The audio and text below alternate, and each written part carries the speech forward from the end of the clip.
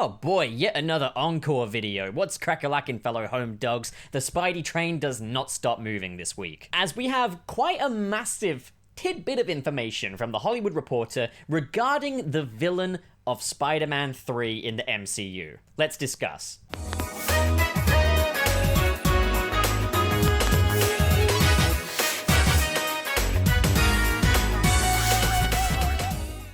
So, The Hollywood Reporter is reporting that Jamie Foxx is in talks to star as a villain role in Spider-Man Home 3, which would be quite interesting to have him come back into the fold for this franchise. After all, he did play Electro in The Amazing Spider-Man 2. But here's the real blockbuster. Brace yourselves, you might want to sit down.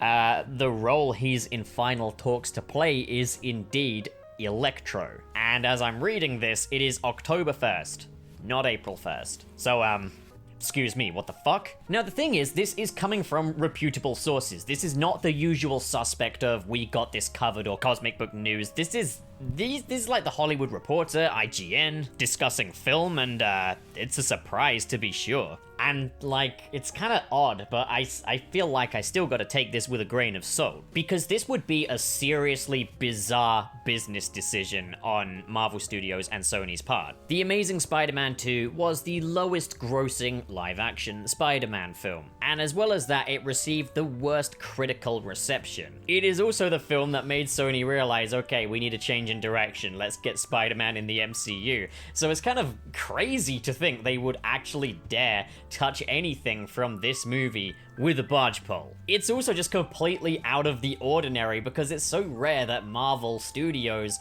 includes characters from previous iterations played by their original actors. I think the only instance of that happening in the MCU so far has been J. Jonah Jameson, so this would make Electro the second character to have this, which is such an odd choice. Are cross-universe reprisals becoming a thing now? Is that a commonplace? But I mean, surely it's not gonna be the same Electro. He's not gonna come swooping in all blue and CGI looking like a fucking light bulb, making birthday puns and relishing in the fact people see him. I mean, as I say, it does seem that cross-universe reprisals are becoming a thing. We've got Michael Keaton coming back as Batman. We've got J. Jonah Jameson back with J.K. Simmons in the role. Electro is a really bizarre choice to elect for that. But here's the thing.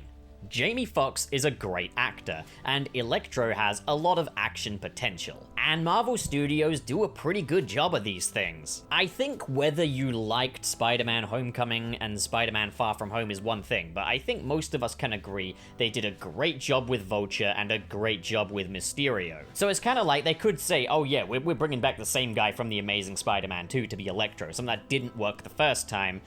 And I would trust them, because the track record is pretty golden right now. At least in my opinion. So, part of me really actually hopes this is true. I would like to see Jamie Foxx back in the role. I mean, he gave it his all the first time. You could see that. He was, I mean, love him or hate him as Electro, he was fun. I enjoyed him. Definitely far from the best comic book villain I've ever seen in my entire life, but like, he was a fun character. So, here's the deal. I would be down for this. I would be game. I'd be fine with it. Like, heck, it's just kind of exciting, the idea of getting him back in this role and giving him a second shot. But this news here, just what the fuck? Like, yesterday we've got a completely different Peter Parker in the Spider-Man PS5 remaster. Today we bloody got Max Dillon being played by Jamie Foxx again in the MCU. So what do you think we're gonna get tomorrow then? Tobey Maguire returning as Spider-Man? Andrew Garfield?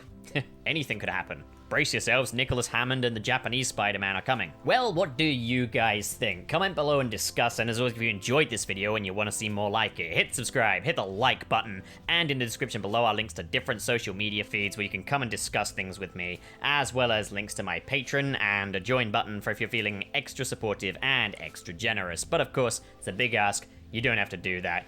Thank you so much for watching, guys, and have a great day.